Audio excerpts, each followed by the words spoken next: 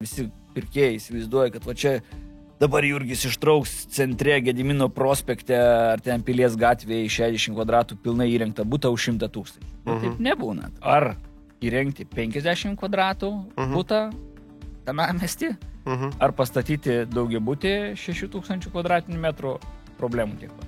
Turiu paštą, turiu stotį, turiu bažnyčią, gerai, koplyčią. Turiu koplyčią. Dar toks iš mano keistesnių hobių turiu keistą meilę lūšnam. Kai būna neaiškumas, tai dažniausiai būna geriausias laikas pirkti. Jeigu labai gilios kišenės pradeda investuoti kažkur, tai aš tokiu požiūriu, kad jie galbūt daugiau informacijos turi negu aš. Pasyvios pajamos uždirbamos aktyviai. Sveiki, mėly žiūrovai. Šiandien atėjo NT podcast'o eilė ir svečiuose mes turim Jurgį Vilutį. Tai gyvas. Jurgį Vilutį galiu pristatyti kaip NT vystytoją, tokį investuotoją praktiką ir ilgalaikės nuomos administravimo kompanijos valdantis savininką. Taip, ir dar daug visokių įdomių papildomų epitetų. Titulų, ar ne? Aš Jurgį asmeniškai pamačiau, man regis, NT investuotojų konferencijos metu, kaip prieš, man atrodo, gerus 2 metus, kai buvai vienas ar net pagrindinis vedėjas, dabar tiesą pasakius, Tada buvo vienas vedėjas, dabar jau ta konferencija turi keletą vedėjų, kad būtų dinamikos daugiau. Supratau, jau nebeleidžia, monopolizuoti, Sako, per daug šnekė, užteks. Duok ir kitiem pasireikšti. Supratau. Tai, Jurgi, nuo ko prasidėjo tavo nekilnojamo turto investavimo kelionė? Iš tikrųjų, prasidėjo tokioj keistoj nuošaliai, Mariampoliai, ir juokingas reikalas, kad dabar apsisuko ratas ir welcome back. Marijampolė gena, ne? Dar buvau, žinok, nepilnametis ir tėvukas sako, žiūrėk, mūsų giminaičiai ten stato daugiabutį, aš manau, kad nupirkus butą, jį galėsim parduoti brangiau. Tai kelinti čia metai tada buvo, jeigu tu dar nepilnametis? Geras klausimas. Reiktų iki 90-ųjų ar po 90-ųjų? Po 90-ųjų, kažkas apie 2000-ųjų. 2000-ųjų, okei. Na ir tada dar aš nepilnametis, bet jau virš 16. Mūsų tėvukas mokino nuo ankstyvo amžiaus investuoti, bet daugiau tokius buvo ten į akcijas, kažkokius investavimas po truputėlį. Traukiau pinigus, nusipirkau tą butą, kuris tada buvo juokingos kainos. Ir tas nusipirkimas irgi buvo juokingas, nes už rankos paėmė, nuvedė pas notarą, tas sako, dėk čia parašą, padėjau parašą, praėjo. Bet net ir nepilnametis gali įsigyti nekilnojamo turto? Matyt taip, žinok, aš tada nekėliau tų klausimų, bet aš manau, kad ir dabar gali įsigyti. Gal tėvų kažkokių priežiūros, bet 16 metų tai jau biškios smegenų yra. Tuoktis, jeigu leidžia, tai būtų nusipirkti irgi. Jo, tai ir jokingiausia, kad nesu buvęs tame bute, nuėjau, gavau, dar ir dabar turiu pasidėjęs lapų krūvą, ta pirmoji sutartis kažkur guli pas mane. Po 2 mėnesių sako, važiuojam, parduosim. Jau. Apsisuko. Jo, ir taip tenai, man atrodo, jeigu neklystu, kažkas apie 30% skirtumas buvo ir toksai cinkelis pirma mintis, čia kažkas gali būti. Vėliau, iš tikrųjų, gana nemažas laiko tarpas praėjo. Jau pradėjau darbuotis po studijų ir prasidėjo kauptis pinigai ir tokia mintis, ką su jais daryti? Kaip įdarbinti. Kaip įdarbinti. Ir tada planas buvo nusipirkti nekilnojamą turtą ir jį išnuomoti. Tokia kaip pasyvios pajamos, nes pirkti, parduoti, tada ir laiko nelabai buvo, ir žinių galbūt nelabai buvo. Ir problema prasidėjo ta, kad tas nuomininkas, aš tada dar ir dirbau būtent Marijampolėj, nors pats esu Vilnietis. Taip. Čia po krizės emigravau. Ir nuomininkas pradėjo skambinti, sako, sugedo tas. Viskas genda, žodžiu. Jo, ir tada mano cinktelėjo, kad truputėlį ne kažką, čia ta mano investicija, kai aš turiu važiuoti ten 100 km, 140 ir organizuoti, tvarkyti kažką ar dar. Jo, tai iš tos mano antrosios investavimo į nekilnojamą turtą praktikos iš tikrųjų gimė idėja tai kompanijai labai valdantis. Taip. Kurios yra mintis perduoti nekilnojamo turto nuomos administravimą kažkam, kad tau pačiam galvos neskaudėtų. Tai dabar man skauda galva ir už kitus. Žodžiu, vietoj to, kad praspręstum savo problemas, tai, žodžiu, ne tik kad savo, bet dar ir visų kitų apsiemi. Na, pati pradžia jo tokia buvo. Dabar iš tikrųjų turim didelę komandą, tai ir iki manęs ateina tik tais skaudžiausi klausimai, viską kitą išsprendžia šunuolį, hebra, gerai varo. Žodžiu, jau mega probleminiai variantai tik tais te pasiekė viršūnę. Bet va tos pačios pirminės investicijos, tai buvo pas mane ramiausia, kas gali būti. Nu, ramiausia, sklandžiausia. Jo, paprasti butukai, labai viskas suprantama ir gražos tikrai neįspūdingos ten. Supratau. O tai, tarkim, įkūrimo jau istoriją jau išgirdom, ar ne, valdantis, ar ne? O kaip atsidūrėjai dabartiniai situacijoje, ne? Kaip dabar daėjai ir kaip manai, sakykim, kokios savybės tavo lėmė? Tai gali gal net papasakot mūsų žiūrovam, nes ne visi gal žino, kaip atrodo Jurgio NT portfolio, žodžiu. Mano NT portfolio, jisai augo, nebuvo taip, kad jau ten paėmiau ir nusipirkau 10 nekilnojamų turto objektų ir juos turiu. Bet galbūt taip viskas iš eilės, kuomet jau nusprendžiau, kad reikia daryti savo verslą, neužteks darbuotis kaip samdomam vadovui.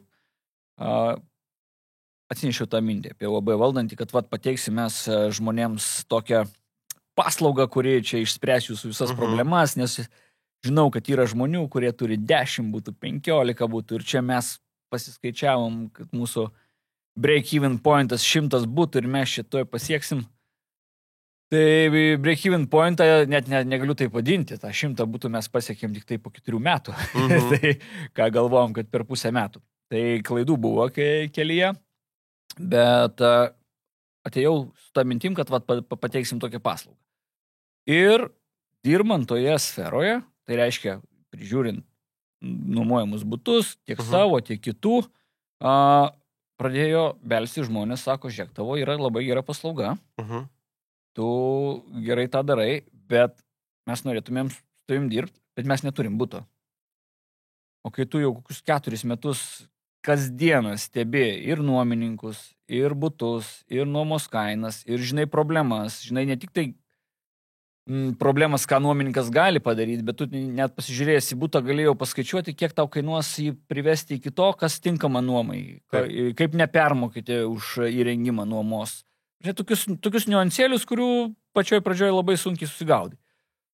Tada pradėjom tokią kaip ir paslaugą teikti apie pagalbą investuojant žmonėm į nekilnojamą turtą. Tiesą sakant, ir dabar tą darau, nes tikrai kreipiasi žmonės ir kreipiasi buvę klientai, negaliu sakyti buvę, jie tiesiog esami klientai, bet kurie jau ne pirmą kartą tą daro.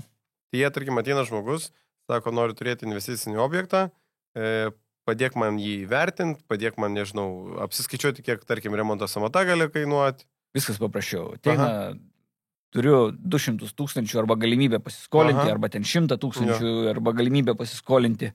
Noriu didelės gražos. Ką čia? Ir visi tada įsivaizduoja, kad čia aš jau ištrauksiu iš slapto stalčiaus. Tai čia firminis brokerių būna pasakymas, kad turim ten, žodžiu, objektų, kurių nėra rinkoje. Nežinau. Jeigu turit brokeriai, mėly, pasiūskit man, nes aš, kiek su jumis bendrauju, jūs man neatsiunčiu. Tai realiai nėra ten tos slaptos stalčiaus, bet yra slaptas suvokimas iš tos patirties, kur gali atrasti, nes visi pirkėjai įsivaizduoja, kad va čia dabar Jurgis ištrauks centre Gedimino prospekte ar ten Pilies gatvėje 60 kvadratų pilnai įrengtą butą už 100 000. Taip nebūna, ta prasme, taip jau seniai nebūna. Ir tada tu ieškai, anksčiau buvo tai, kad ieškai tokių, kurie apsimokėdavo įrengti ir išnuomoti. Dabar pasibaigė šitas malonumas. Kaip be būtų keista, žodžiu, gerai buvo prieš tai. Nes remontas antiek išbrangęs yra, meistrų trūkumas ir galiausiai labiau dabar apsimoka pirkti įrengtą būstą. Mes juokavom su, man reikės, gal net ir Tomo Bagdanavičiaus mokymuose, kad yra toks statybininko, nenoriu negražiai sakyti, sakykime, nusispjovimo ant kliento indeksas. Ir, žodžiu, kuo labiau tas indeksas didesnis, tai tuo krizė, žodžiu, yra arčiau.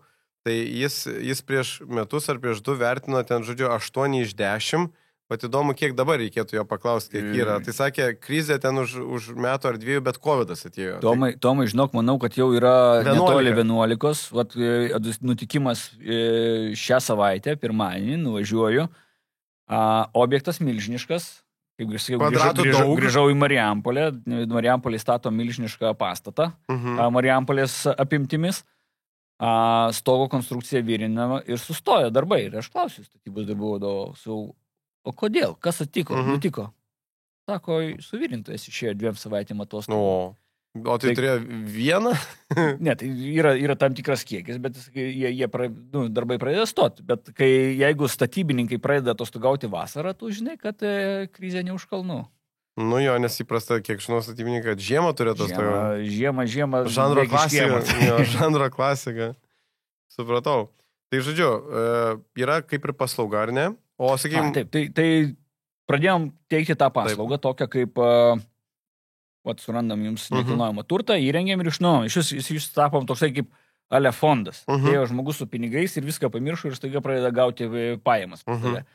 Mes surasdavom, įrengdavom, išnuomodavom, prižiūrėdavom nuomą. Vienintelis dalykas, ko mes nedarom, bendradarbiaujam su brokeriais, tai nepardavinėjom. Jeigu mes bandom patys surasti, tai mes nelendam į pardavimo sritį, nes tada bus sunku interesų konfliktas. Jo. Tai tapom toks kaip fondas ir vis didėjom, vis žmonių daugiau atėjo, didesni pinigai, didesni užsakymai, tada atsirado tam tikri projekčiukai didesni ir galiausiai atėjo žmonės, mūsų klientai, kurie mes jau ten buvom gal 5-6 būtus padėję įsigyti ir sėkmingai įsigyti. Sako, let's do something big. Nu ir tada prasidėjo didesni reikalai ir dabar vystome vieną daugiabutį, poilsio paskirties, pastatą 1000 kvadratų jų atkrantiai. Kaip jis vadinas, kad mūsų žiūrovai galėtų pasigūglinti iš karto? Pilkopė.lt galite pasižiūrėti, pilta kopa, pilkopė. Iš tikrųjų, jisai vizualiai žiauriai gražus yra pastatas. Nu, toliau jau neužteko 1000 kvadratų, žengiam į beveik 6000 kvadratų Marijampolėj, kur paskutinės statybos naujos tikriausiai buvo 2007 metais. Toks irgi drąsus žingsnis. Bet, wow, 70% rezervacijų. Tai žodžiu, dar nebaigta statyba, bet jau surezervuota. Jo, tai iš tikrųjų faina, bet statom kokybiškus, aukštesnės klasės būstus, tai žmonės tą vertina, tai labai faina. Super, smagu girdėti. Tai ta kelionė, iš tikrųjų, galima sakyti, nuo from zero dar iki hero toli, bet... Nu, kodėl? Kaip čia, depends, kas ką apibrėžia tą hero, ar ne? Aš manau, kad vis tiek valdantis kelių šimtų, tarkim, tą būtų, ar ne? Dabar jau artėjom link 300, aš manau, kiekio pradėjom truputėlį plėstis Vilnius, Kaunas, Klaipėda, Marijampolė. Dabar šitose miestuose administruojam. Tai Palanga dar ne radare? Palanga nėra ilgalaikės nuomos vieta, jeigu yra tenai nuomos, tai labai nedidelis kiekis. Nelindam į grįžo daržą su trumpalaikė nuoma, nes manom, kad tenai yra valymo verslas. No offense, linkėjimai. Jo, bet tai čia ne mūsų duona, mes jau prižiūrim tą tokią ilgalaikę nuomą.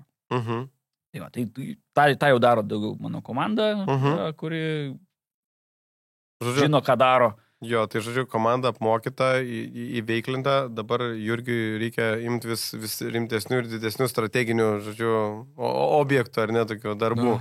Tai pabaigsim šitus, matyti, ten reikės kokį miestelį statyti, čia jau stato porą aplink Vilnių. Jo, iš karto jau hektarai, žodžiu, perį nuo kvadratų ant hektarų, žodžiu. Aš pasakysiu taip, iš tikrųjų, ar įrengti 50 kvadratų butą tame mieste, ar pastatyti daugiabutį 6000 kvadratinių metrų, problemų tiek pat. Gal netgi... Senai mes tai gali būti daugiau, nes daugiau kaimynų gali skundus rašyti. Tai ir ten kaimynai parašo, iš tikrųjų, vystytojai gali apie tai papasakoti, bet tiesiog pačio imblumo darbui labai daug reikalauja ir žinių irgi nemažai. Tai tiesą pasakius, ir mes to pačiu turim, ar tu darai vieno kambario butą, ar tu ten, nežinau, 3 kambarių butą perdarai į 3 studijas, ar tu įrenginiai, ten, nežinau, iškirpsim. Arba ne. ar tu įrenginėjai ten 11 būtų, realiai at the end of the day, jeigu tu samdai kažką, brigadą, tai vis tiek kalbės su vienu žmogum ir nežinau, problemų kiekis ten, nežinau, reikalų kiekis, kaip sakai, energijos turi lygiai tą patį, žodžiu, išleisti ir ten. Tai geriau daryti didelius. Tai procentas, žinai, to brigadininko, vadinkim, atlyginimo, kur tau yra samata 20 000 ir, tarkim, 2 milijonai, tai jis kitaip veikia. Taip. Nes tu turi labai stipriai skaičiuoti, kad tau iš vis gautųsi kažkas, kuomet tau tu įrenginėjai mažą butuką, priimdamas kiekvieną papildomą žmogų. Toje pačioje vietoje ir brigadininką. Tada stengiasi daugiau darbų pats atlikti toje vietoje. Na ir iš to gaunasi, kad tu tas pasyvės pajamas atlieki su kastuvu. Ir plaktuku. Aktyviai, žodžiu. Aktyviai darai. Kaip jums šis podcastas, tikiuosi patinka. Norėčiau jūs pakviesti į jau 4. kartą vykstančią nekilnojamo turto stovyklą Druskininkuose šių metų sausio 11-12 dienomis. Toje nekilnojamo turto stovykloje pranešimą skaitysiu ir aš, ir kaip juokaujam su Tomu Grįžu. Šioje stovykloje jokios teorijos, vien tik tais grina praktika. Be manęs dar bus irgi 14 pranešėjų, kurie dalinsi savo patirtimi. Tai jeigu norėtum mus pakalbinti gyvai, pasimatom Druskininkuose, o su nuolaidos kodu SKERYS ntcamp.lt website, pirkdamas bilietą, suvedęs nuolaidos kodą, gausi 20% nuolaidą. Iki pasimatymo Druskininkuose. Kaip manai, kokios tavo asmeninės savybės lėmė tą, kad žmonės grįžta, pasitikė ir po to jau perini į jau, pavadinkim, tokių didesnių objektų jau, ar ne, jau svorio kategoriją? Matyt, vienas iš pagrindinių aspektų, tai yra niekada nedaviau net progos parodyti, kad aš kažką darau ne taip. Aš kovoju už tą kiekvieną klientą, už jo kiekvieną investiciją, už kiekvieną eurą. Ir iš tikrųjų turiu keletą tokių klientų, kur labai malonu prisiminti ir kartais net parašau žinutę, buvo tokia viena klientė iš Utenos, kuri kreipėsi mane, sako, Jurgi, padėk man įsigyti butą, nes kai aš pradėjau mąstyti apie investiciją, tai jisai kainavo litais tiek, kiek dabar eurais. Tai ieškojom, suradom, turėjau gal, nežinau, 2 mėnesius ne tai, kad ieškoti, o 2 mėnesius įtikinėti, kad ta investicija yra gera. Kalbėjau ir su draugėmis jos, ir skaičiais, ir įrodinėjimais, kad viskas gerai. Na ir praeina porą metų, tas butas double. Jinai rašo, sako, ačiū tau, nes sako, dabar jau nebebūtumėm įpirkė. Jo, žinoma, pataikė man gero laiko, kada ten pradėjo kilt, plus rajonas ten tinkamas augantis. Sukrito kortą teisingai. Tai ta sukrito korta, viena iš vienos pusės galbūt pasaulinė ekonomika, kurios aš negaliu įtakoti, bet labai tikrai domiuosi. Bet kitas reikalas, tai tos žinios, jos yra ir jos atidirba. Ir galbūt žmonės, kurie šiaip atėję, pavyzdys. Prieš 7 metus mes pradėjome pasakoti visiems, kad investuotų į paupį ir markučius. Gavom tokių pasukinėjimų, sako, ar tu ten pats vaikščiai. Kur aš tada buvau, kai jūs pradėjot pasakoti, žodžiu? Ir ta informacija buvo vieša, tada dar netgi negali, palakas ten statė, Darnų Group buvo įsigijus, o buvo PST įsigijus. Ir jie paskelbė, kad darome projektus. Visiems buvo viskas aišku, kad tenai kils naujas rajonas. 800 eurų už kvadratą kainavo tenai butukai. 800. Kaip čia, buvęs bendarbis pardavinėja, jeigu gerai atsimenu, bet jau rengtas, tai čia vis tiek sudalinė. Tai dar nežinau, kiek tais laikais pridėti reikėtų viršaus, tai nežinau. Apie 850 tada būdavo iki pilnai įrengimo. 850? Ja. O, tai pas jį dabar, žodžiu, nori parduoti, jeigu gerai atsimenu, apie 50 kvadratinių metrų, tai orientuojasi į 6000 eurų už kvadratinį metrą. Nice. Ir jį turėjo irgi kažkas, kiek atsimenu, įkalbinėt, kad vos ne buvo geras, žiūrėjau, kad turėjo atliekamų pinigų, kad, žodžiu, nusipirk, žinai, kad turėtum kur gyventi. Tai žmogus nusipirko, net nepadvigubino, dar daugiau netgi. Tai ir dabar jau iš to jau šiais, žodžiu, sodyba. Mano mylimiausi rajonai yra Naujininkai. Tai ten aš investavau ir siūliau klientų. Labai daug klientų atsisakė. Aš negaliu įgrūsti per gerklę žmogui į būstą, bet naujininkose mes pirkdavom nekilnojamą turtą po 600 eurų už kvadratą. Dabar, jei randat kažką žemiau negu 2000 eurų už kvadratą, tik imkit, nes tai yra gera kaina. Jeigu netu, tai kitas nuplėš su rankom. Jo, tada, žinoma, naujininkai naujininkam nelygus. Ten galiniai naujininkai truputėlį dar prisikels, jų dar tik ateina laikas. Bet čia pati pradžia, tai nors ir dar galėčiau sakyti, kad nėra užkilę normaliai, kai pasidarys Zara Hadid projektas, tas visas stoties. Tai manau, kad gal ne double, bet 50% increase in the price matysim. Ok. Tai, tarkim, markučiai, mačiau, kad jau, kaip čia, kaina laiko virš 3000 už kvadratą, mačiau po 3,5 jau visokių kainų. Ten yra 3 bendrabučiai 12 aukščiai. Juose dar gali rasti... Yra dar dylo. Yra, nes tie, kas perka markučiuose, vadinsim, tie mūsų fancy jaunimas, tai jie nežiūri į tuos daugiabučius, bet jeigu tu juos nusipirki į tos bendrabučius, bet jeigu tu nusipirki tą bendrabutį, ir nori išnuomoti, tai tikrai yra labai didelis kiekis žmonių, kurie nori gyventi arti Markučio, arti Paupio, arti centro, bet negali įmokėti ant 1000-1500 už nuomą. Tenai 500 eurų dar galimai. Ir ką, ir aš turiu tokį pasakymą, kad geriau gyventi tokiam name ir žiūrėti į gražią naują statybą, negu gyventi gražioje naujoje statyboje ir žiūrėti į baisų pastatą. Tai čia, žinai, double win. Jo. Ok, svartau, bet, tai turim markučius ten Paupį dar, kas jau subrangė, o tavo nuomonė, kas dabar, kas next big thing, ar ne, kas atimiausiu metu gali užbaigti? Vilkpėdė žiauriai šausi viršų. Vilkpėdė. Ir čia viskas vyksta, reikia tiesiog stebėti, kur vyksta projektai. Ir projektai vyksta į tą pusę. Aš, aišku, buvau nustebęs, nes, kaip tu ir minėjai konferencijų prieš keletą metų, dar tada Remigijus Šimašius buvo Vilniaus meras ir aš jo paklausiau, į kurią pusę plėsis Vilnius. Ir jis tada labai aiškiai pasakė strategiją, ten mes važiuosim link Vilkpėdės, link žemųjų panerių, aukštųjų panerių. Pasižiūrėjau, ten nelabai yra kažką statyti, tokius komercijos, sandėliai, bet jau viskas, ten jau važiuoja, supirkinėja, milžinišką į ten projektą, kai aš dabar gal suklysiu, nežinau, ar galiu, ar dar nugrūp, išsipirko 60 hektarų, ten statys visą miestelį. Tai, kuomet įvyksta tokie milžiniški tektoniniai pokyčiai, tada viskas aplink subrangsta. Tai ten dar galima nusipirkti komercinių patalpų ar administracinių patalpų, kurios paskui bus tokios kaip loftai aplinkai apstatytos gražus pastatai, o tu gyveni loftą. O mano dar vienas favorite, kuris nėra tokioj plėtroje ir jam reikės daugiau metų matyti, tai yra Naujoji Vilnia. Tai man tai yra labai prie širdies. Iš Pilaitės iki centro, tarkim iki Rotušės, ar iki Paupio, tau nuvažiuoti per kamščius valandą. Iš Naujosios Vilnios per kamščius iki Paupio 8 minutės. Ir tada tu nesupranti, why? Kame čia logika? Jo, nes tu gali autobusu, traukiniu, gali paspirtukų, dviračių, mašiną, boltų, voltų privažiuoti iki centro per ten 10-15 minučių aplink gamta, upė ir yra naujoji Vilnia ir senoji Naujoji Vilnia. Tai yra tikrai gražių pleisų, ten dūmų fabrikas visą rajoną kelia į viršų. Nuostabus rajonas.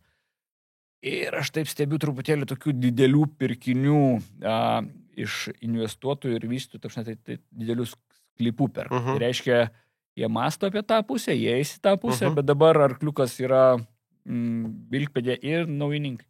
Tai žodžiu, baigsis ta kryptis, prasidės Naujoji Vilnia. Manau, kad tai bus. Dar pažiūrėsim, ką mūsų aplinkelis visas, tas šiaurinės aplinkelis padarys, nes jis gali atverti tam tikrų čachrų, kur mes dar dabar nematom. Nors į tą pusę ten visokiausi bajorai jau yra užstatyta. Bet nėra baimės, kad, nežinau, tas aplinkelis gali ten, nežinau, įstrikti, užtrukti ten dar, ar ten, nežinau, bus ten vėl, nežinau, Vilniaus stadiono lygio projektas. Tai čia jau tikrai ne man spręsti. Investuodamas į nekilnojamą turtą dažnai žiūri į tai, kas bus po kažkiek laiko. Tarkim, aš turiu pas save kompiuterį folderį, kur yra parašyta Vilniaus metro ir aš žinau, kur jeigu darys, kur maždaug bus stotelės.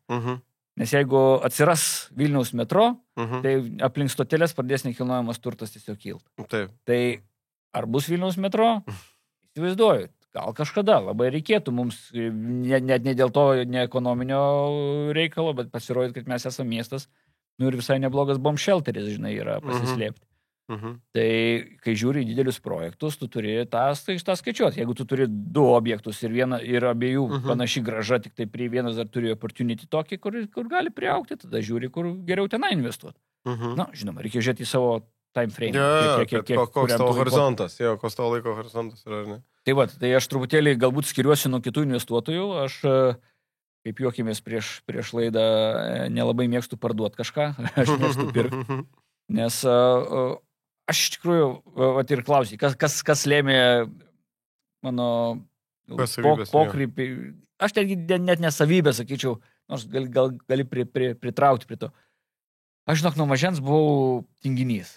Ir stengdavausi viską sumastyti, kaip padaryti, kad nereikėtų kažko daryti. Sakė, tinginiai yra geriausi inovatoriai. Tai mano tokia idėja susikurti pasyvių pajamų portfelį tam, kad nereikėtų dirbti, jinai labai gaji ir aš labai stipriai dirbu link to. Ir žmonės mato, kad man sekasi ir tada sako, padėk ir mums susirasti kažką panašaus.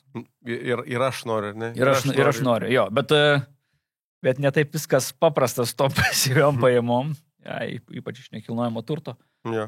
O kalbant apie tos nepaprastumus, ar ne, su kokiais iššūkiais buvai pačioj pradžioj susidūręs savo tos investicinės kelionės? Tai aš manau, kad tai kaip ir daugelis, tai yra kapitalas. Nes yra tokia lyga, tarkim, kai tu kažko lauki, tu išsitrauki telefoną ir kažkas scrollinį ar dar kažką. Tai kažkas Facebooką, kažkas Instagramą. Pas mane aruodas, varžytinės, realus, skelbiu ir tu stebi viską, kas vyksta nekilnojamam turte. Ir kai tu stebi ir nuolatos stebi, pas tave pradeda jungtis, kitaip smegenys įdėliotis ir tada tu pradedi pastebėti. Ir pastebi ir tu matai, koks geras variantas, pinigų nėra. Tai va, bet tada susimažini savo kartelę ir tu nebenori ten nusipirkti, nori, bet negali nusipirkti galbūt 100 kvadratų ar 500 kvadratų Mindaugo gatvėje, tada tu žiūri, ką tu gali nusipirkti už turimas pinigus. Tai čia galbūt ir prasidėjo mano tų įdomiųjų projektų kelionė, kuomet susitaupai tam tikrą nedidelę sumą pinigų. Ta nedidelė suma iš tikrųjų prasidėjo pas mane nuo 1000 eurų. Nusipirki garažą. Tada tu tą garažą įdedi į skelbimą, palauki kažkiek laiko ir žiūrėk pardavėjai už 2,5. Žodžiu, nereikia nei kripto pirkti, žodžiu, galima ir... Tai ne visada taip gerai gaunasi. Ir tai visą laiką mes pasakojame apie sėkmės istoriją, žodžiu. Vienas iš blogesnių buvo, nusipirkau 2 bendrabučius ir tada susimokėjau už komunalinius daugiau negu tie bendrabučiai kartu paėmus. Čia kai sakė Ignalino ar kuriam ten kaime, kad gali prisipirkti būtų po 600, bet ko niekas nepasako, žodžiu, kad, tarkim, toj laiptiniai 5 aukštų. Esi vienas. Ne, ten dar 3 kaimynai, tai jūs 4. Tai, žodžiu, jeigu... Didžiasalio problema. Didžiasalio, atsimi. Tai, žodžiu, pajungia, jeigu šildymą visą laiptiniai, tai jūs 4, už tos 20 būtų ir sąskaitą ir gauna. Tai, žodžiu, per vieną šildymo sezoną, žodžiu. Tai, žinok, vienas iš tų dalykų, kai aš perku kažkokią keistenybę, aš žiūriu, ar yra šildymas ar nėra. Ir mano prioritetas, kad nėra. Nes nekainuos. Kad nekainuos. Tau nebus fixed cost kažkokių, kurių tu, tau jeigu negeneruoja nekilnojamas turtas. Nes pas mane yra nekilnojamas turtas, kuris generuoja nuomą, jisai sukasi, viskas tvarkoja ir yra, kuris negeneruoja, stovi. Tai va iš tų ir prasidėjo, sakau, vienas garažas, tada bendrabutis ir toksai gaunasi, aš labai paprastai, aš būdavo taip, nusiperku, įrengiu ir tai būna labai nedidelės sumos. Taip. Įrengiu, išnuomoju ir iškart įdedu skelbimą. Double the price. Ir laukiu. Ir kartais laukiu metus, kartais 1,5. Ir tada atsiranda kažkoks pirkėjas ir man nesvarbu, kad man neskambina ten į mėnesį po 20 pirkėjų. Tau vieno reikia. Man vieno reikia. Tau ne 10. Tai aš per tą 1,5 metų aš gaunu nuomą, man jisai atsipirkinėja arba bent jau nekainuoja, o galiausiai aš jį parduodu. Tai va šitoj vietoj tokia buvo mano pradžia. Jinai turi tam tikrą problemą. Nes nors ir procentaliai graža yra didelė, finansinė graža nėra labai didelė. Kad tu tenai uždirbai 1,000 eurų, tai jeigu turėjai 1,000-2,000 yra gerai, bet jeigu tu jau turi 100,000 ir uždirbai 1,000, tai jau net gerai, nes įdirbio reikia labai daug. Tai tavo kita problema tai atėjo su likvidumu, tų nekilnojamo turto objektų, jie tikrai turi mažesnį likvidumą.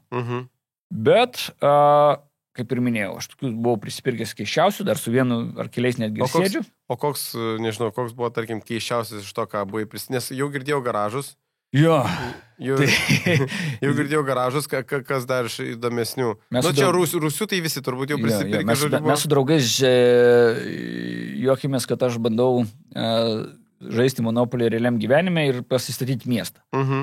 Traukinių reikia ten su jais reilai. Turiu paštą, turiu stotį, turiu bažnyčią, gerai, koplyčią. Turiu koplyčią, kas yra toks įdomiausių žinai, ir ten paskui jau viskiausi. Jeigu trūks, norėsi plėstis ir trūks girininkijos, tai mes galėsim, Aš žiūrėjau, gal netgi tu man ir nunešėjai per aukcioną girininkietę, neblogas buvo. Bet vargstam, Visi klausia kaip girininkija, tai žinokit, girininkija rūksta, Giedrius neturi balls, kad galėtų normaliai eiti ir daryti didelę konversiją, Nedaina rankos, yra krūva mažesnių konversijų. I feel you. Čia yra didžiausias problemas. Koplyčiai irgi neprisiruošė, nepadaryti konversijos. Neprisiruošė, nes aš turėjau tokią rimtą viziją, kad kai pagaliau Lietuvoje įteisins vienos lyties santuokas, tai aš atidarysiu koplyčią. Privati koplyčia. Privati koplyčia, galit nuomotis ir ženytis.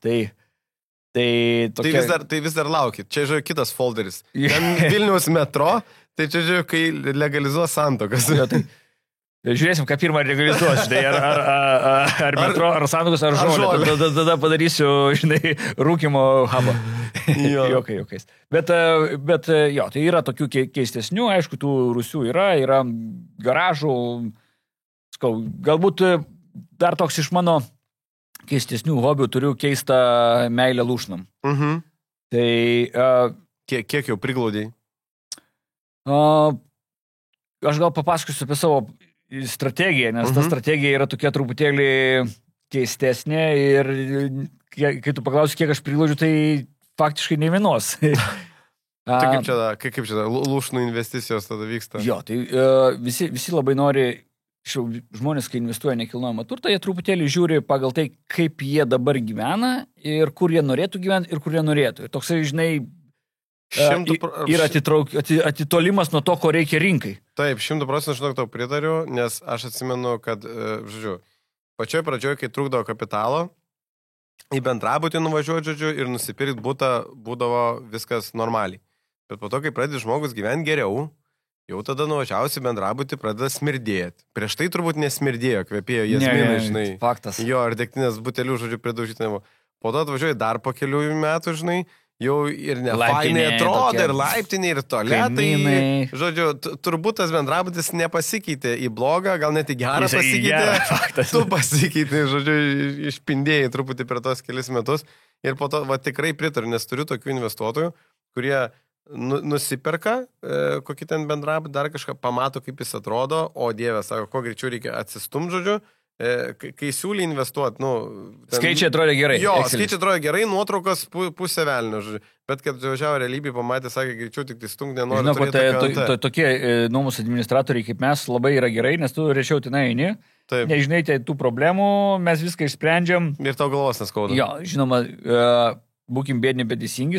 Geriau būkim turtingi, bet teisingi. Faktas. Dažniausiai būna, jeigu turtingas, tai ne visada teisingas. Jo, bet apie bendrabučius yra taip, kad tenai tie, kas nuomojasi bendrabučius, dažniausiai jų pajamos yra mažesnės. Kas yra mažesnės pajamos, jie turi daugiau rizikos. Daugiau šansų kažką padaryti. Blogiau nesumokėti ar dar kažko. Tai galbūt graža ant popieriaus atrodo gera, bet yra galimybė, kad bus daugiau problemų. Arba ten dar kažkos. Su prastovom, tai aš tau pasakysiu, kad atvirkščiai. Turi butus ir grįžkim prie mano lūšnų. Aš nuperku lūšną, papigiai. Nežinau, kartais nieko nedarau. Kartais perdažau. Kartais gipso kartonų prisuku prie sienos ir kartais padažau jį. Dažnai labai pakeičiu elektros instaliaciją, kad man nesudegintų lūšnos ir išdaužau pats su kūju, nes labai mėgstu daužyti, griauti, tai išdaužau iš tos katilus, nes dažniausiai būna kieto kūro katilai. Ir tu su minimaliom investicijom tiek į nekilnojamą turtą, tiek į remontą, ir tikrai reikia nedėti daug investicijų, tu gauni nekilnojamo turto objektą, kurį tu gali išnuomoti. Ir atrodo, kas gali eiti va tokią lūšną. Ne? Ir tada įdėti skelbimą, bet ta kaina, jinai būna netokia didelė. Pirmas, žodžiu, rinkoje ten pagal... Vos nežinai. Išsireitinguoji pagal pigumą. Nes tada tu konkuruoji su kambariais, kur kiek maždaug kambario kaina, tiek tu čia siūlai tokių būtų. Ir realiai žmonės, kai jie įeina į vidų, jie pamato, jiems tinka, tai žinai, jeigu tu gyvenai paupyje, tau atėjus į lūšną, kur tik tai gipskartunis apkaltas ir gal net nedažytas, gali įvaryti širdies smūgį. Bet jeigu tu gyvenai Balbierišio kaime, nežinau, kuris yra, bet pirmas į galvą atėjo, kažkokioj lūšnelį, kur pas tave nebuvo nei tualeto, nei vandens, ir tu tiesiog įstojai į universitetą, atvažiavai čia, ir tu gauni lūšnelę su tualetu ir vandeniu. Yra šiltas vanduo. Šiltas. Ir dar... Nes prieš tai reikėdavo šildytis. Ir dar svarbiausias dalykas, geroj lokacijai. Taip. Tai tu ir namuosi, nes tavo tokie tos yra lygis. Kitokie kriterijai yra tiesiog. Jo. Ir tau tas yra. Ir biudžetas turbūt yra kitoks. Atsiminkim, kai patys buvom studentai. Ta prasme, ar tikrai buvo svarbu, kur gyventi? Nelabai, žinai. Ir atsiminkim, po kelis studentus gyvendavo tuose 16 kvadratų, ar ten kiek ten, ar 12. Tai hebrai nuomodavo 4 kambarių butą ir gyvendavo 8. O, tai čia jau fancy, čia jau buvo prabangiai. Bet ta mano investavimo strategija yra, kad aš ieškau lūšnos, dažniausiai jos pardavinėjamos iš savivaldybės arba ten savivaldybės socialinio būsto, iškelia ten gyvenusi ir tada jau tenai pardavinėja. Ir pardavinėja už centus, nes iš pradžių tai jie bando turto vertinimas įvertina aukštai ir tu tenai nesinori. Ir čiuožia, laikas užtrunka, kol nučiuožia, bet tikrai atsiranda tokių lūšnų. Ir tada tu nusipirki lūšną, tai mano pigiausia lūšna buvo Vilniaus centre 165 eurų iš kvadratinį metrą, vienas iš butukų. Tai tu nusipirki, tu įrengi, tu turi objektą, tu išnuomoji, tau jinai grąžą kartais generuoja 20+. Ir iš tikrųjų, ten nuomininkų netrūksta. Tu įdedi skelbimą ir atsiranda kitas nuomininkas ir jisai vėl ateina. Didžiausia problema su šitais reikalais yra šildymas, nes elektra dažniausiai šildais ir tas kainuoja nemažai. Antra problema yra vandenigis ir kanalizacija, nes jūs nustebtumėt, kiek mes teikdami, kad mes esame Europos sostinė ir mes norim, kad mūsų žmonės gyventų geriau, bet socialinio būsto, kiek būtų, tu neturi kanalizacijos ir vandentikio, tai wow. Tai mes esam porą ekskluzyvinių NT Kaune turim, ten tokie vieni iš Kauno ryškiausių, pavadinkim taip, bendrabučių, tai ten nei vienam nėra bute kanalizacijos. Bet bendram bent jau yra. Yra bendram, bet ten bendram dar turi žinoti, kurį gali užeit, nes kai kurie ten užsikimšia ar dar kažkas. Mano lūšnos dažniausiai neturi nieko. Tai tada yra laukia būdelė ir turi taip ait, tai aš darausi projektą ir aš įsivedinėjau vandenį ir kanalizaciją, nes mano tikslas yra supirkti visą lūšną, arba sulaukti investuotojo, kuriam tas rajonėlis labai patiks ir jisai norės statyti daugiabutį ir nupirks iš manęs bent jau didžiąją dalį tų lūšnų.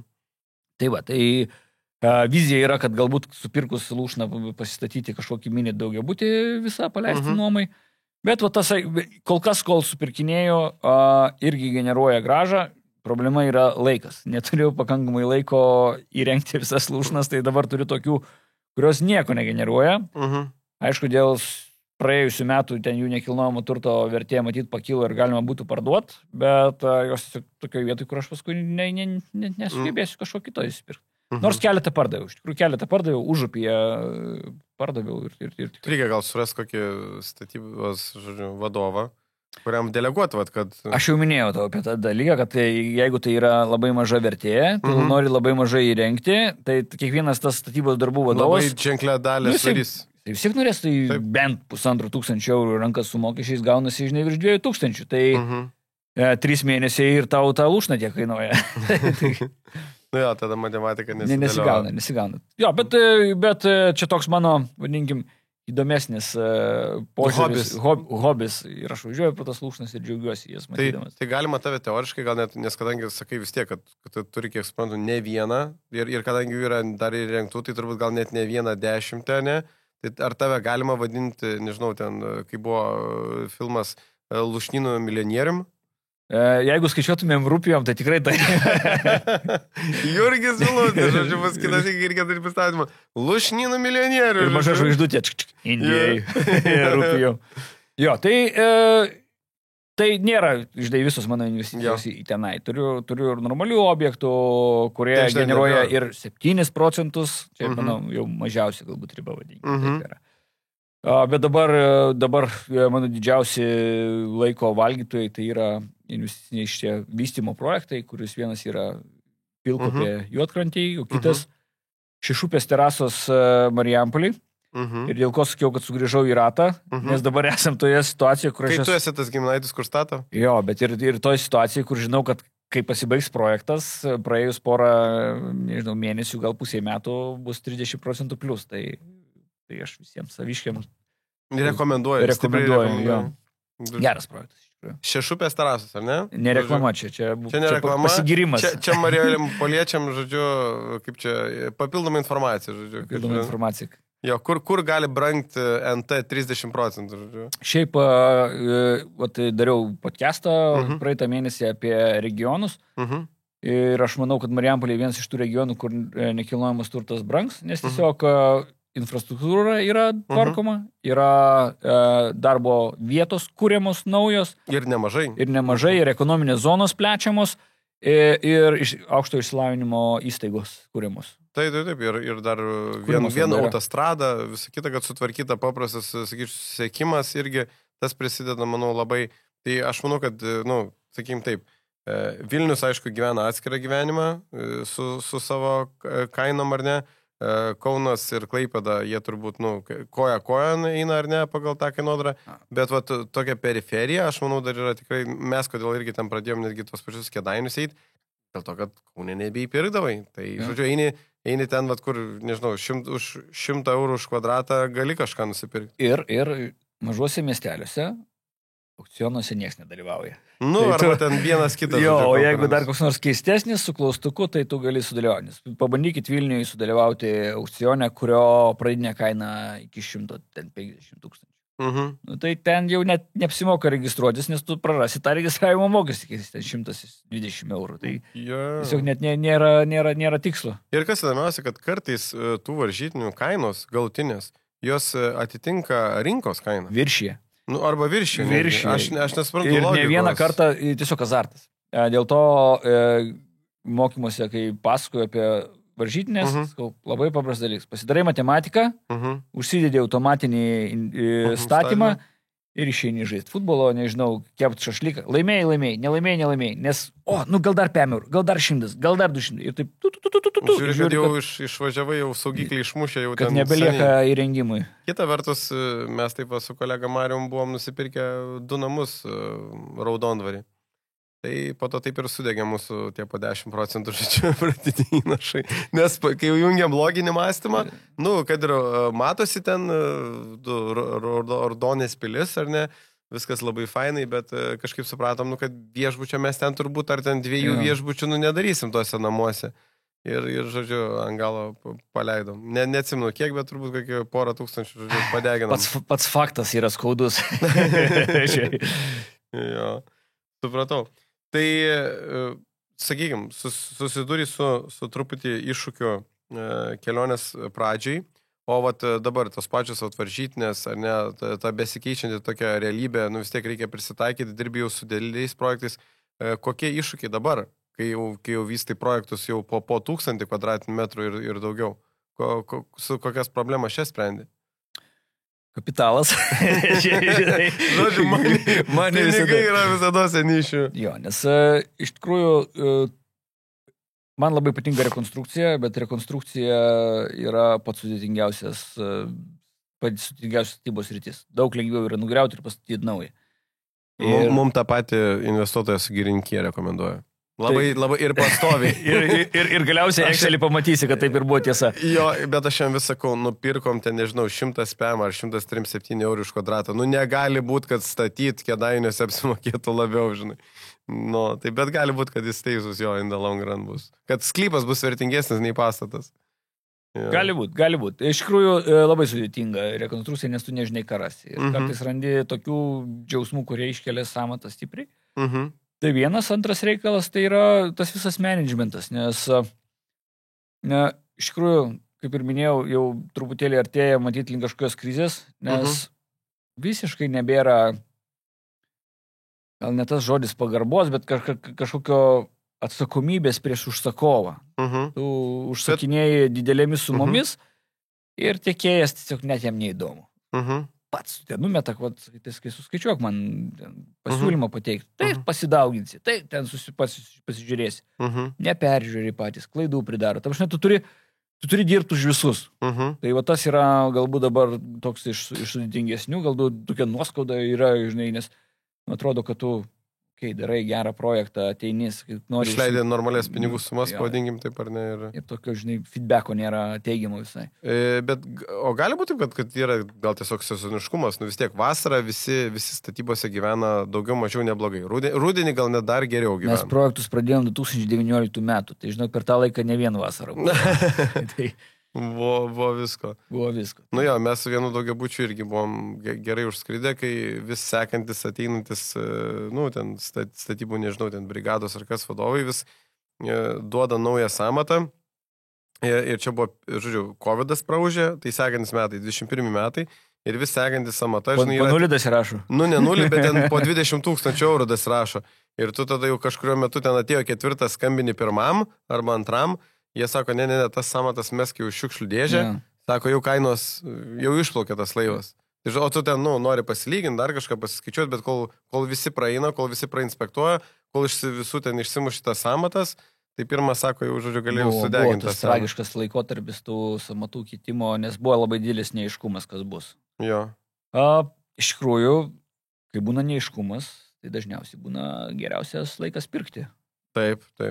Nes aš, kai buvo prasidėjęs COVID'as, kažkodėl įsivaizdavau, kad, dabar tai jau NT jau nuolaidą gausi jau, žinai, max.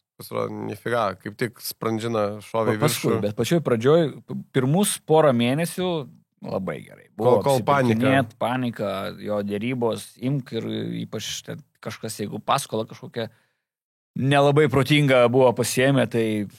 Buvo pats metas, ar ne? Jo, kai būna neaiškumas. Na ir žinoma, sezoniškumas irgi veikia nekilnojamą turtą. Dėl to aš sakau, kad geriausias laikas yra pirkti nekilnojamą turtą sausio mėnesį.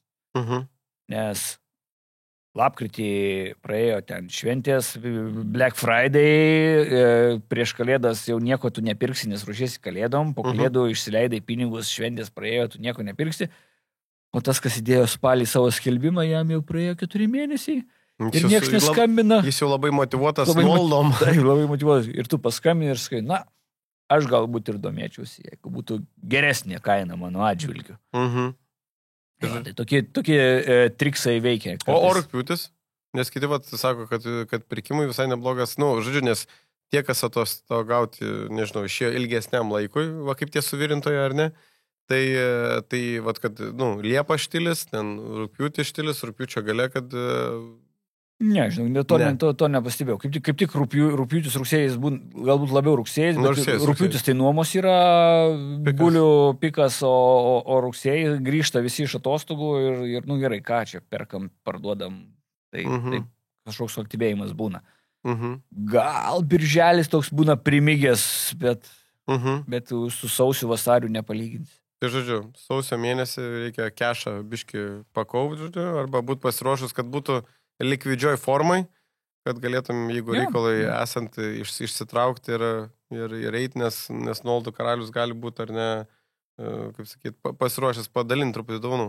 Išties. Bet vėlgi, labai svarbu, kokia tavo yra strategija investavimo. Jeigu tu to greito pelno tikiesi, tas flipinimas, kur nuperki, kažką pataisai ir nepataisai ir parduodi, tai jo, tau tas kiekvienas euras yra svarbu dėrėtis. jeigu tavo planas yra ilgalaikiai perspektyvai, kaip aš jau ir minėjau, aš esu didelis tinginys, dėl to labai noriu nebedirbti, dėl to dirbu labai daug. Bet planas yra sukaupti pasyvias pajamas, tai aš investuoju, mano labai ilgas yra investavimo periodas. Aš žiūriu, tikriausiai kai kurių objektų neparduosiu savo gyvenime, tai jau čia mano vaikų problema. Bet jie generuoja ir kiekvienais metais nuoma kyla, nekilnojamas turtas kainos kyla. Aišku, tas tikrai paglosto ir sukelia klausimą, galbūt reikia parduoti, bet pasižiūri, kad nėra ką daugiau pirkti. Amžina dilema. Kaip ir nori išsikešin, apsisuki, pamatai, kad nieko nenupirksiu gero, tegul toliau stovi. Tai už to vietoj aš turiu du skaičiavimo metodus grąžos. Tai jeigu noriu pažiūrėti, ar apsimoka parduoti, tai pasiskaičiuoju pagal maždaug dabartinę vertę ir su nuoma. Jeigu noriu tiesiog geriau pasijausti, tai pasižiūriu, kiek pirkau ir kiek dabar gaunu nuomos. Čia, žinok, mano amžina dilema. Mano amžina dilema, nes aš nežinau, kaip reikia skaičiuoti teisingai. Tai bet dabar žinosiu, kuris metodas kam skirtas, žodžiu. Taip. Na, iš tikrųjų, žinai, jeigu pasiskaičiuoji ir tikrai generuoji ten apie 3% tavo nekilnojamas turtas, tai netgi ir šiai dienai, kada nekilnojamas turtas sukilo, bedi pirštų, bet kur jie rodo ir tu gausi apie 5%. Ir tai jau laikas, žinai, parduoti. Reiškia, tavo pasiekė tą piką nekilnojamas turtas. Bet jeigu generuoja apie 5%, nu tai nebent tu jau ant stalo turi kažką, kas tau, matai, per naujo generuos 10%, bet tada pasiskaičiuoji mokesčius ir žiūri, kad galbūt vėl neapsimoka. Tai kol kas mano, kadangi tikslas yra sukaupti pakankamą kapitalą, turėti tą nekilnojamą turtą, tai aš į tą pusę ir einu. Tengiuosi nepardavinėti tokių jau objektų, kurie yra geri, ne tai, kad lūšnus dėl kitos priežasčių aš stengiuosi nepardavinėti. Bet, tarkim, geras butas, kurį aš nusipirkau už gerą kainą ir jis man generuoja pakankamą grąžą, laikui bėgant dar geresnė, tai šį tiesiog ir laikau. Taip, pilnai suprantu, nes kai taisyklė pas mane buvo kažkada metas, kada tiesiog ten po vieno kambario butą tu vis parduodi ir kiekvienais metais vis keikėsi, nes jį parduodi ten, Kauno realijam ten būtų 10 000 daugiau ir tada galvoju, kodėl aš prieš tai pardaviau ir kažkurio metu sakai, pakit, nebeparduosiu, viskas. Daugiau nebent kai sakai, turėtum kažką ant stalo ir tą ten labai reikėtų kešą, tai tada gal išmesti. Už šitoj pozicijoje aš truputėlį stambinu. Aš tos mažiukus bendrabučio aš bandau čia normali statyba. Normali sena statyba, ten 30 kvadratiniai metrai. Labai geras, skanus. Jo, nes čia dar iš tų laikų, žodžiu, kai paskolas imt būdavo lengva ir paprasta ir, žodžiu, vis sakydavai, kad perki tėvam.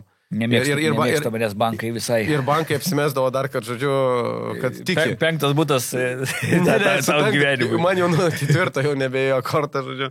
Sakė, viskas gausi, žodžiu, ten, nežinau, 2,5, o visiems sekančiam komercinės sąlygas ir maks 10 metų.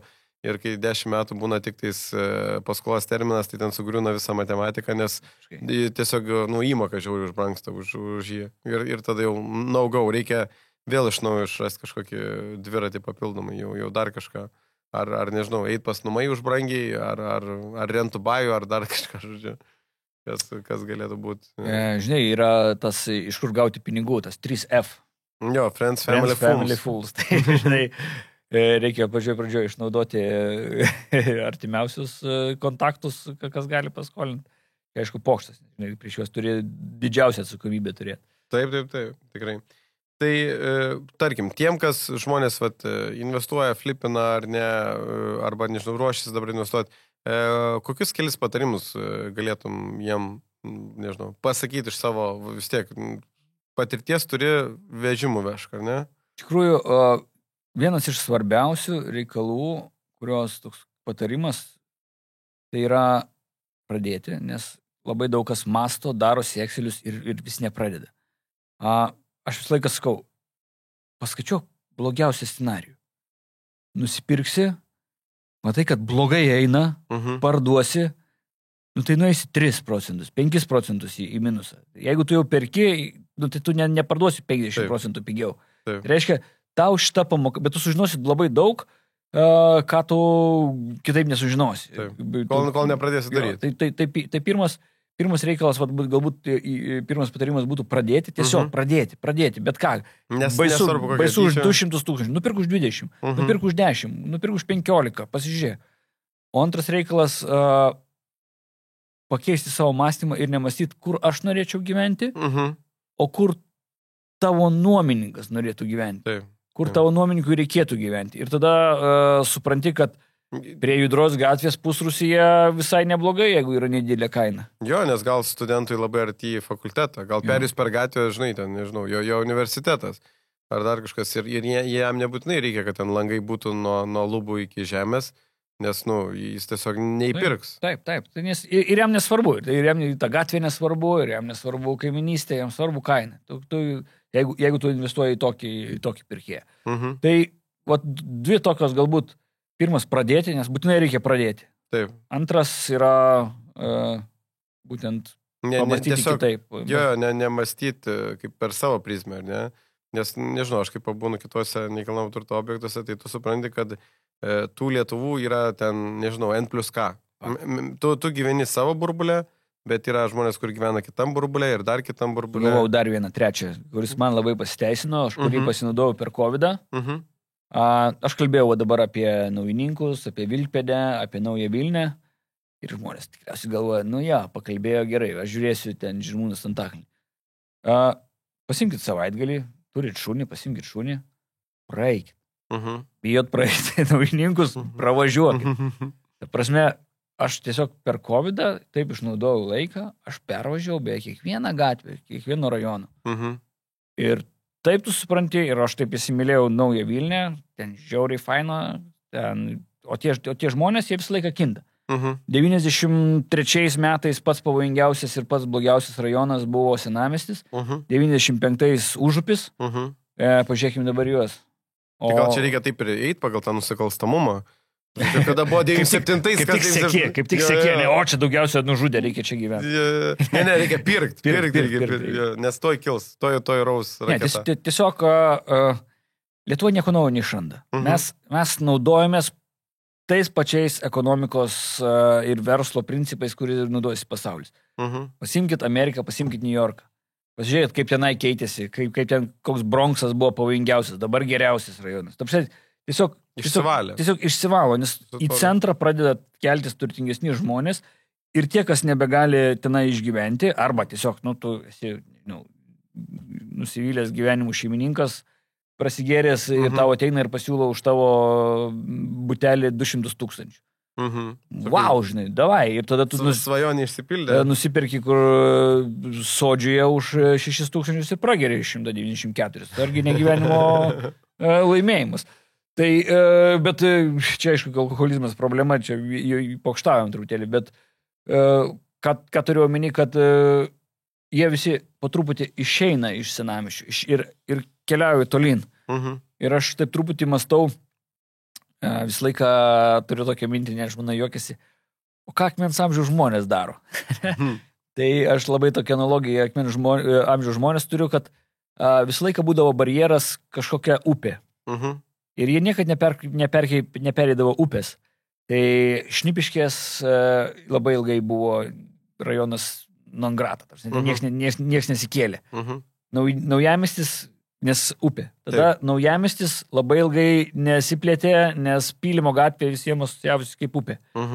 Dar vieną mes turim upę, tai yra geležinkelį. Smegenyse pas mus yra toks barjeras ir niekas nesikėlė. Bet kai jau persiverčia, ir dabar jau persiverti tenai, tada pradeda, žinai, einam iki kitos upės, iki kito žiedo. Tai va taip ir barjerais tokiais atkeliavo. Kad banga, žodžiu, eina toliau tada. O aš dar, kaip sakau, kartais, kur investuotojai, sekit hipsterius. Nes jie ieško tokių įdomesnių vietų, menininkai, hipsteriai. Tai čia Naujamiestis ar jau irgi mušta kortą? Jau Naujamiestis mušta kortą. Dabar visi į Vilkpėdę, naujininkus, iš tą gyvenimą. Girdėjau, kad hipsteriai iš švenčionėlius varo. Ne visi. Ten iš tikrųjų biškai yra hypas, ten iškeliaus viena kompanija architektų, jinai pritraukus truputėlį nedidelę community, bet tam, kad miestelis gyvuotų, dabartinėmis ekonomikos sąlygomis reikia, kad būtų darbo vietų ir išslavinimo vietų. Ir ne tik tai pradinių, bet ir turi būti ir aukštesnio. Galbūt ateityje, kuomet pasikeis darbo pobūdis, šiek tiek yra pasikeitęs, kada galėsim dirbti tik tai nuotoliniu būdu, aš labai, vadinkim, 30 metų į priekį prognozuoju aukštus pakilimus tokių miestelių kaip Aukštadvaris, kur tu gali gyventi valandą kelio nuo bet kurio didžiojo miesto, neskaitant Klaipėdos, Vilnius, Kaunas, ant ežero kranto, nuosavam name ir aplinkui turėti porą hektarų vos ne žemės sklypą ir mišką šalimais. Jo, jeigu tau reikia tik tais gero interneto, tai... Jo, tai žinai, Maskas jau to pasirūpino. Tai tas atsigaus. Bet atsigaus sodybos, atsigaus tokie maži miesteliai, atsigaus community. Bet tam turi būti galimybė, kad tu gali dirbti visą laiką nuotoliniu būdu. Kol kas dar nesubetonuosi per Skype'ą ar Zoom'ą pamatau. Ja, bet, jau operuot pradeda robotai, žiūrėk, gal toj, žinai, nuotolinė chirurgija bus galima daryti, ne? Jo, ir iš tikrųjų kitas, žinai, mąstymas, nes mes taip truputį kalbam apie daugiau tokius pradedančius žmonės, bet yra žmonių, kurie jau turi pinigų, turi nekilnojamo turto. Tai aš jam, kuomet bandau sudėlioti investavimo strategiją, aš jam stengiuosi, kaip tik sakyti, turėkit bent jau keletą objektų kaip tik prestižinėse miesto vietose, kurios negeneruoja didelės nuomos grąžos, bet jie patys yra prestižiniai. Nes mes esam jau Europos sostinė. Ir visoje Europoje senamiesčiai yra tik tai labai turtingų žmonių nekilnojamo turto žaidimo aikštelė. Kol kas su Lietuvos kainom, kad jos ir dabar jau ten sieja 4-5 tūkstančius, bet lyginant su Europą, tai dar nėra didelės kainos. Paryžiuje galėjo ir už 20 ir už 30 tūkstančių už kvadratas. Taip, čia požiūrio taškas, žinai. Jo, tai tie, kas turi, tai tada... Aš daug metų atgal man kažkas yra pasakęs, kad sako, tu įsivaizduoji, sako, Londone ten 10 ar 20 metų, dabar jau ten nebetsimenu, sako, iš eilės brango, žinai, NT, žinai, po 10%, pastoviai, stabiliai. Žinai, aš galvoju, kokia nesąmonė, žinai. Tik po 10. Tik po 10, o dabar, žodžiu, kai vidurkį išvesi, turint mūsų tą 40% per 2 metus ar nešuolį, tai pasižiūri, kad, mes irgi artėjame į tą patį. Mes irgi artėjame į tą patį. Tai kai kurie nekilnojamo turto objektai kyla greičiau, kaip, tarkim, dabar bus Vilkpėdės, tarkim, pavyzdys, bet rinka maždaug jo, tai pagal infliaciją biškį muš infliaciją. Taip, jeigu išsividurkinį viską. Jo. O dar apie investavimą, tai aš galbūt mąstyčiau, kad žmonės galėtų daugiau dėmesio atkreipti į Klaipėdos regioną. Turiu tokią viziją, kad per 5 metį Klaipėda aplenks Kauną nekilnojamo turto kainomis. Man buvo irgi įdomu, kad susivienodino. Nes aš... Nuoma muša, graža jau muša. Jo, o nekilnojamo turto kainos artėja, bet dar nepasiekė. Yra dar gerų tenai objekčiukų. Ir labai stipriai vystytojai metėsi. Žinai, jeigu labai gilios kišenės pradeda investuoti kažkur, tai aš tokiu požiūriu, kad jie galbūt daugiau informacijos turi negu aš. O tarkim, ta pati, gerai, Palangoje ten viena kainų realija, Palanga atitinka Vilnių, jeigu ne ir dar brangiau. Gal viršyje. Jo. Viršyje Vilnių. Gal senamiestį, Palanga atitinka senamiestį. Taip, o aplinkui, tarkim, Palanga, kaip ten? Čia, žinai, mūsų žmonių tinginystės didžiausias bėda yra, mes už tai susimokom. Ar tau važiuoti 2 kilometrus iki jūros, ar tau važiuoti 30 kilometrų iki jūros? Tu vis tiek važiuoji. Bet kažkodėl visi bando lysti tą Palangą ir ten... Korčiau ne visi įperka, nes ten jau kainos yra sukilę. Tai jie perka ten jau tolimesniuose tuose rajonuose, kur jeigu pėsti, tai jau labai sudėtinga nueiti, tada jau kažkokiu paspirtuku boltų arba mašiną. Ir tada tas praranda tokią esmę, ne visiškai, žinai, tu gali užsidėti ženkliuką, aš turiu būtą Palangoj. Social tokia beža. Bet yra neblogų projektų, kur, ten sąlyginai netokiam jau brangiam kainom, tarkim, ten, nežinau, už 70 tūkstančių, už 80, tai gerai, nežinau, įrengimas ten dar, plus papildomi keliasdešimt tūkstančių, tu gali už 100K nusipirkti, dabar galvoju, už Palangų, kur aerodromas yra. Žinau, tą vietą prisiminsim, žodžiu, kai, nieko, mum tauta parašys komentaras ir, žodžiu... Netiesas šnekate. Žinau, kad ten, žodžiu, kur Bermudai šilas yra, dar ten, kas, žodžiu, ir esmė tame, kad ten tu gali paimti 100K ir eiti, nežinau, man žygiuoti ten pro pušyną, ten apie 300 ar kiek metrų, nublema, man ten yra tokia, experience. Žinai, kai tu kažką jau nusipirki, tu labai rasi pateisinimus, ne? Labai rasi daug pateisinimų. Tai gerai, kad aš nenusipirkęs, tai dar objektyviai galiu kalbėti. Labai klausimas yra, dėl ko tu pirki, ne? Tada, kam tau, jeigu tu nori perėti per pušyną, kur mažiau žmonių... Kunigiškės, jo. Jeigu tu nori perėti per pušyną, kur mažiau žmonių ir pasigirėti pušynų, tai ar tikrai tau svarbu yra Palanga. Gal tada ten, nežinau, Šventoji, ar Neringa, arba iš viso, žinai, Klaipėda, ar Kretingalė kokia ir davažiuot. Tai, nežinau, tai statote nekilnojamą turtą, žmonės perka... O ir administruojat?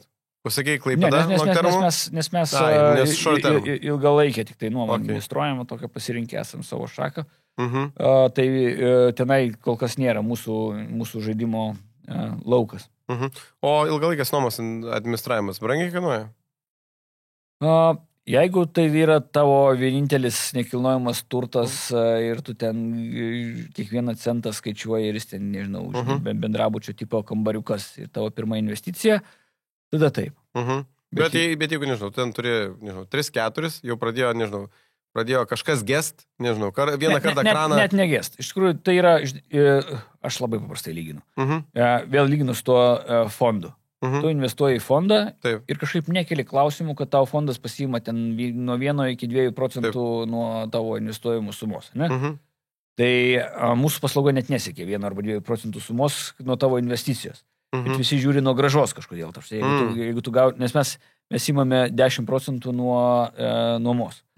Ir visi, 10%. Jo, bet tu pasiskaičiuok nuo savo investicijos. Investavai 200 000, tai mūsų tas 10% yra 0,5%. Ir tau mes išsprendžiam daug daugiau problemų negu fondo valdytojas. Nes jisai nei tau organizuoja komunalinį surinkimą, nei sumokėjimą, nei nuomininką pakeitimą, nei, nežinau, kanalizacijos vamzdyno pravalymą. Tai va iš tos pusės. Šiaip galiu pasidžiaugti, kad mes turim beveik nulinį exito reitą. Tie, kas ateina, pabando mūsų paslaugą ir lieka. Turėjom keletą tokių, kurie išėjo, nes yra atsiradę truputėlį tokių konkurentų, labai greit grįžo. Nes sako, jie labai gražiai reklamuojasi, bet nedeliverina to, ką šneka. Tai pavadinimais neminėsim, bet reikėtų hebrai pasitemti truputėlį.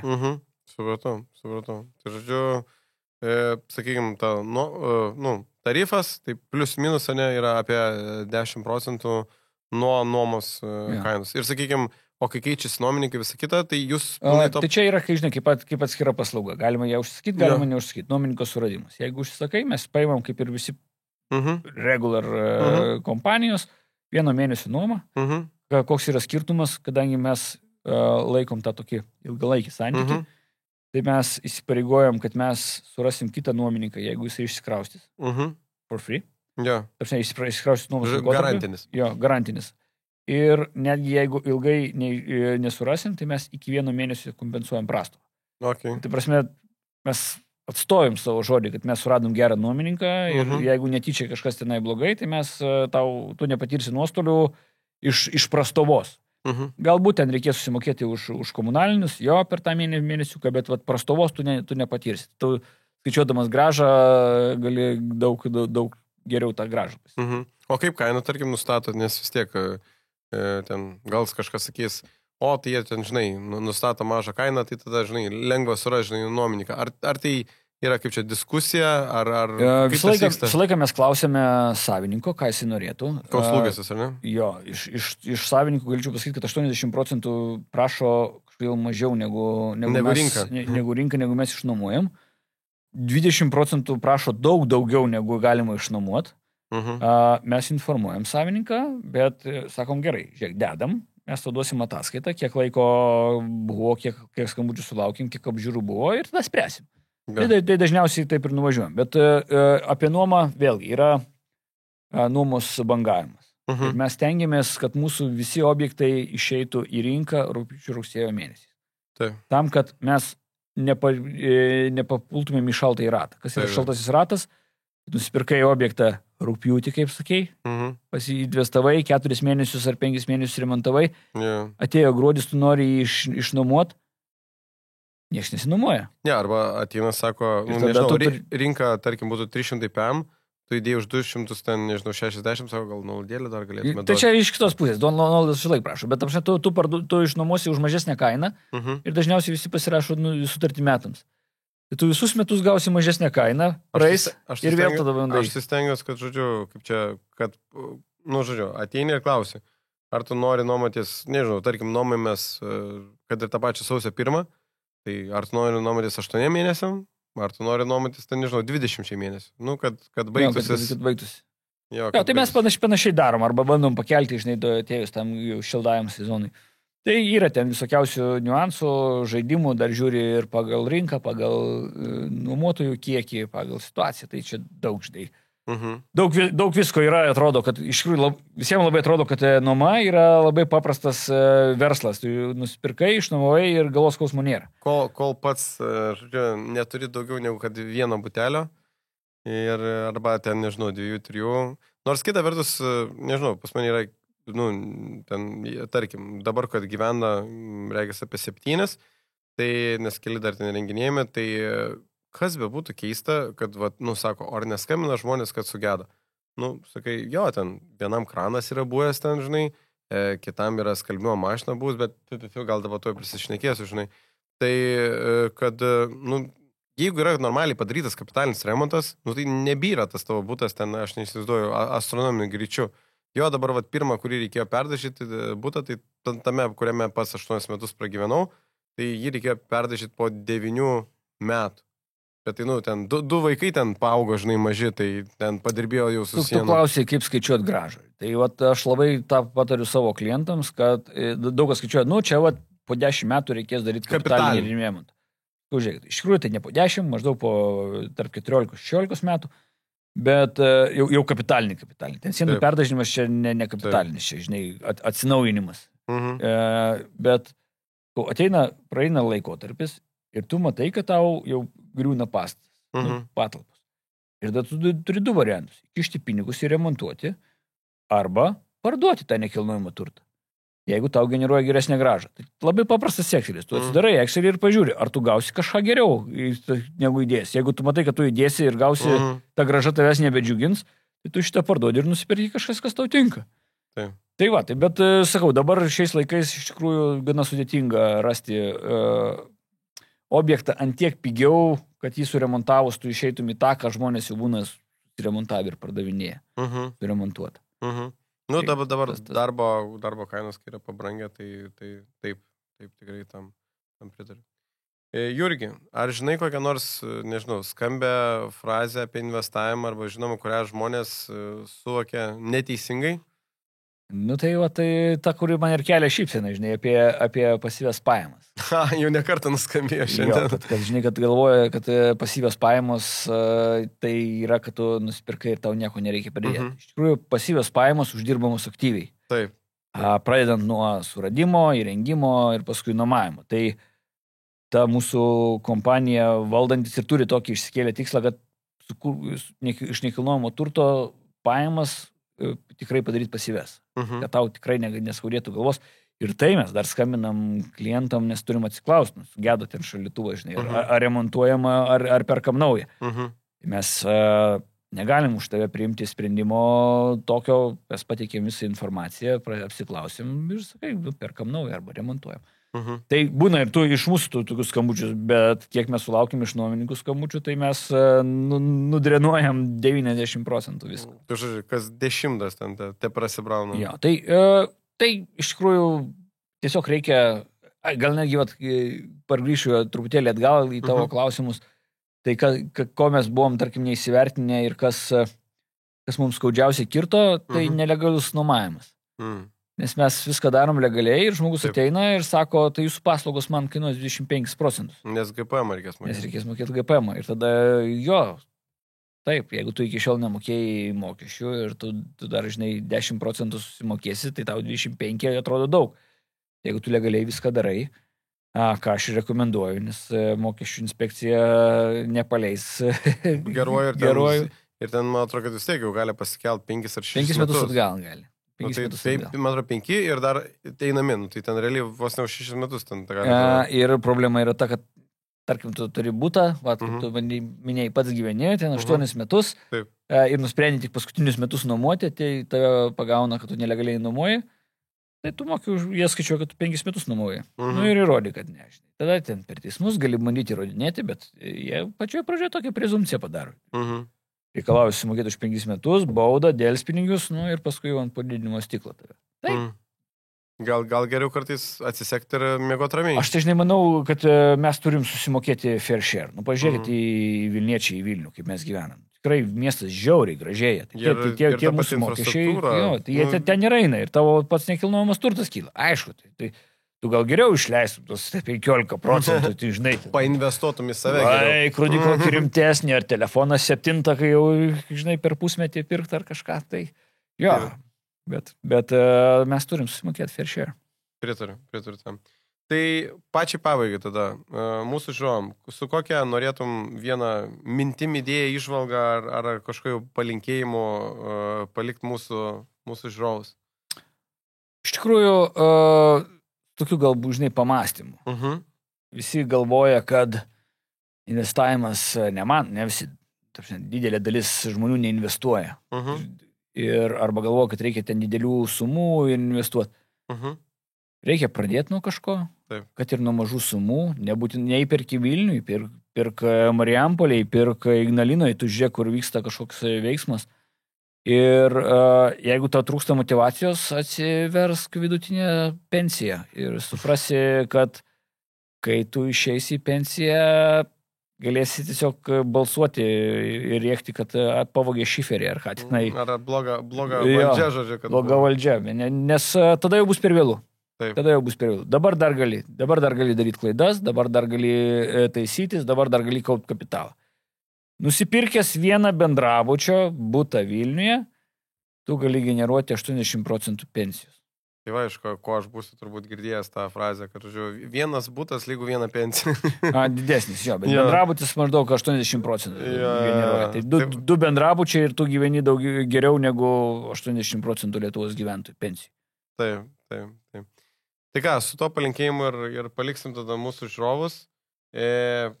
Kviečiam, šiaip dar, jeigu norėtų daugiau sužinoti apie tavo paslaugas, nežinau, mokymus, dar kažką, kur mūsų žiūrovai turėtų tavęs ieškoti? Už kampo kur nors, prie lūšnos. Bet, nežinau, iš tikrųjų, žinai, aš nesu toks jau viešas žmogus, bet esu vis laik draugiškas. Jeigu parašysit Facebook'e, tai galėsiu kažkokių patarimų duoti. Ko žmonės iš tikrųjų bijo, galvoja, čia pašnekėjom per podcastą, tai šitas žmogus nepasiekimas. Ne, tai parašyk, atsakysiu, man 3 minutės mano laiko mažiau kainuoja, negu tau klaida įsigyjant kokią nesąmonę. Tai aš manau, kad Facebookas, o apie mūsų kompaniją valdantis tam, kam jau laikas ir kas tikrai nori gyventi pasyviai, tai tikrai rasit internete. Valdantis LT, ar ne? Jo, kaip sako, valdantis, dantis, bet iš tikrųjų valdyti nekilnojamą turtą. Tai apie šitą, o kas mano, kad gali išdrįsti investuoti į Marijampolę, jo, galite kreiptis, parodysiu gerų projekčių. Tai NT pavadinimas... Šešupės terasos. Šešupės terasos mūsų žiūrovom.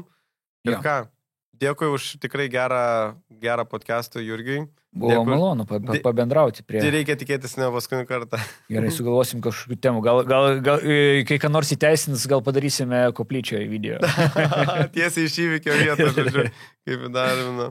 Gerai, dėkui žiūrovai. Nepamirškit palaikinti, pasubscribint ir pasiūs Mariliem Paliečiam, ar ne? Žodžiu, šitą video, kad žinotų, kur reikia kreiptis, kad pamatytų gerų objektų Marijampolėj. Iki kolegos.